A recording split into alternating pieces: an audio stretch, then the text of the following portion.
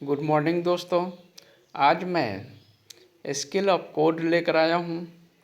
दोस्तों, इससे पूर्व हम लोग स्केल के 3 प्रकार प्लेन स्केल, डायगोनल स्केल और वर्नियर स्केल को भली भांति समझ चुके हैं।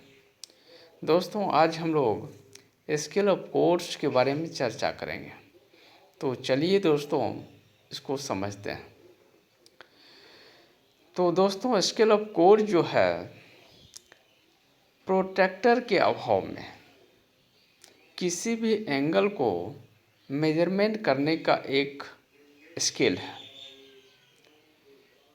इसको इस प्रकार से समझिए, यदि आपके पास प्रोट्रैक्टर अर्थात किसी एंगल को मेजरमेंट करने का औजार नहीं है, आप बाहर में काम कर रहे हैं और आपको किसी भी एंगल को मेजरमेंट करने के लिए कोई औजार नहीं है, तो उस कंडीशन में आपको कोई एंगल मेजरमेंट करना हो, 20 डिग्री, 25 डिग्री, 35 डिग्री, किसी भी प्रकार का एंगल को मेजरमेंट करना हो, तो उस कंडीशन में आप स्केल ऑफ कोड बनाकर उस मेजरमेंट को प्राप्त कर सकते हैं। तो स्केल ऑफ कोड्स क्या हुआ? स्केल ऑफ कोड प्रोट्रैक्टर के अभाव में किसी भी एंगल को मेजरमेंट करने का एक स्केल है। इसकी सहायता से किसी भी एंगल को मेजरमेंट किया जा सकता है। तो चलिए आज हम लोग स्केल ऑफ कोड्स को बनाते हैं। दोस्तों, स्केल ऑफ कोड बनाने के लिए हम लोग क्या करते हैं, एक सिंपल सा रेखा लेते हैं और बढ़िया से लीजिए रेखा। एक रेखा लिए हैं, किसी भी लंबाई का एक रेखा ले लीजिए, हॉरिजॉन्टल लाइन ले लीजिए और इस पर जो है दोस्तों एक परपेंडिकुलर लाइन को प्राप्त कर लीजिए। एक परपेंडिकुलर लाइन को भी ले लीजिए। फिर जो है दोस्तों इसका नामकरण आप कर सकते हैं। इसको ओ मान लीजिए, इसको ए ले लीजिए,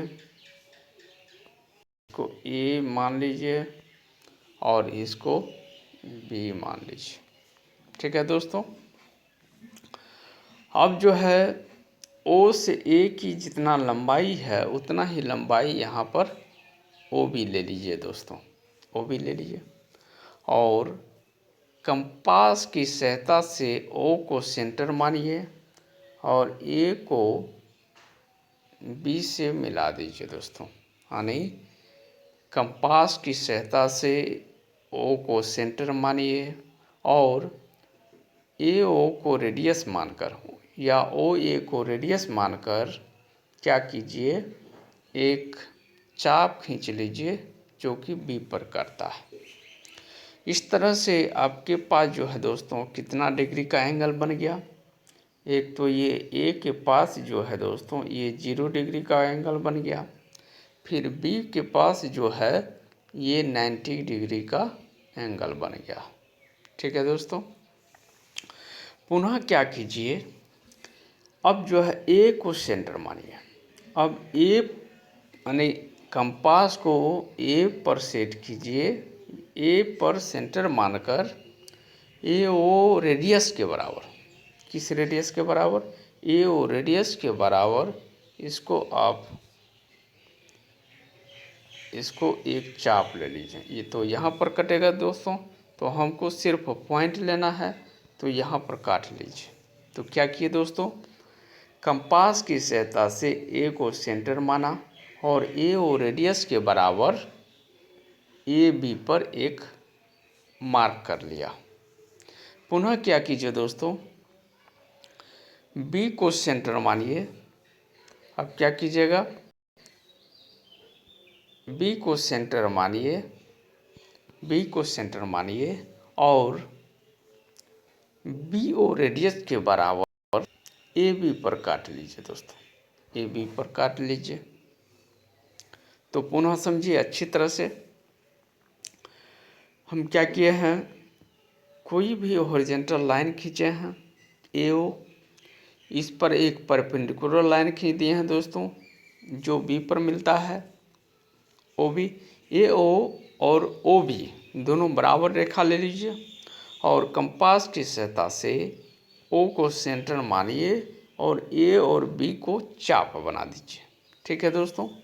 आप पुनः क्या कीजिए, A को सेंटर मानिए और A और रेडियस लेकर हम क्या किए हैं AB पर यहाँ पर मार्क कर लिए। ठीक है। पुनः B को सेंटर माने हैं और BO को रेडियस लेकर एक चाप AB पर ले लिए। यहाँ पर देखिए कट गया। अब क्या करते हैं हम लोग 0 और 90 डिग्री, देखिए 0 और 90 डिग्री कितना भाग में बट गया है, 3 भाग में। तो ये पहला भाग जो है दोस्तों ये 30 डिग्री होगा और ये कितना होगा 60 डिग्री होगा। होगा कि नहीं। अब हम लोग क्या करते हैं A को सेंटर मानते हैं और A और 30 डिग्री, A से लेकर 30 डिग्री को रेडियस लेकर एक चाप को नीचे बढ़ा देते हैं जो कि यहाँ पर कटेगा। ठीक है दोस्तों। पुनः A और 60 को रेडियस मानिए, A और 60 चाप लेकर इसको ऐसे आर्क को बढ़ा दीजिएगा तो दोस्तों ये 0 डिग्री पर जाकर मिलेगा। और क्या कीजिए A और रेखा को आगे भी बढ़ा दीजिए। A और रेखा को हम क्या किए आगे भी बढ़ा दिए।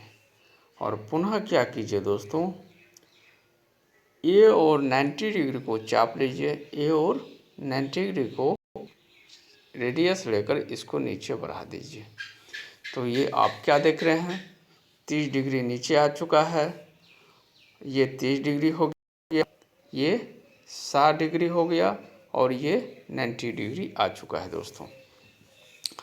अब क्या करते हैं A पर एक स्केल, नीचे एक स्केल के बराबर ऊंचाई लेकर जो है दोस्तों यहाँ पर एक स्केल तैयार कर लेते हैं। क्या कर लेते हैं एक स्केल तैयार कर लिए और ये पॉइंट को जो है दोस्तों ये 30 डिग्री को जो बढ़ाए हैं इस चाप को यानी नीचे एक हॉरिजॉन्टल वर्टिकल लाइन में कन्वर्ट कर दीजिए। इसको भी वर्टिकल लाइन में क्या किए हैं दोस्तों कन्वर्ट कर दिए। ठीक है। अब जो है ये 0 डिग्री, ये 30 डिग्री, ये 60 डिग्री और ये 90 डिग्री की रेखा है यानी ये 30 डिग्री, ये 60 डिग्री और ये जो है दोस्तों 90 डिग्री की रेखाएं प्राप्त हो चुकी है, स्केल बन चुका है। अब जो है दोस्तों हमको सपोज 40 डिग्री का एंगल बनाना है। कितना डिग्री का 40 डिग्री का। तो हम लोग कहाँ पर बनाएंगे वह कितना कहाँ पर होगा 30 और 60 के बीच में 40 डिग्री का एंगल बनेगा। तो हम 30 और 60 को क्या करेंगे 3 भागों में बांट देंगे। तो 3 भाग में किसी भी एंगल कैसे बांटते हैं तो देखिए किसी भी एंगल ले लिए 45 डिग्री का एंगल ले लिए और इसको 3 बराबर भागों में 1, 2 और 3 यानी बढ़िया से लीजिए 1, 2 और 3 भागों में ले लिए हैं दोस्तों। और अंतिम वाला रेखा को 60 डिग्री से मिला दीजिए। पुनः इस अब जो है इसी के समांतर एक रेखा यहाँ पर दे दीजिए और इसको यहाँ पर दे दीजिए। तो ये कितना बन चुका है दोस्तों ये देखिए 40 डिग्री, ये 50 डिग्री और इसी रेखा को ऊपर प्रोजेक्ट कर देने के बाद ये बन गया 23 डिग्री, 40 डिग्री, 50 डिग्री और 60। यदि दोस्तों 55 डिग्री का कोण बनाना हो तो वह एंगल कहाँ पर होगा 40 और 50 के बीच में। तो 40 और 50 को फिर हम लोग क्या करेंगे डिवाइड कर देंगे। 40 और 50 के बीच में हम एक रेखाएं खींच देंगे, डिवाइड कर देंगे तो कितना का कोण बन जाएगा 45 डिग्री का कोण बना जाएगा। और उसी रेखा को जो है हम लोग ऐसे प्रोजेक्ट कर देंगे दोस्तों। देखिए ये 40 डिग्री को प्रोजेक्ट किए दे तो ये 40 डिग्री बन गया। ये कितना बन गया दोस्तों? ये 50 डिग्री बन गया। इसी तरह से किसी भी एंगल को आप बना सकते हैं, जैसा कि आप फिगर में देख पा रहे होंगे। तो देख लीजिए। तो क्या किए हैं दोस्तों, एक रेखा लिए। देखिए यहाँ पर जो स्केल तैयार किया गया है, कैसे तैयार किया गया है।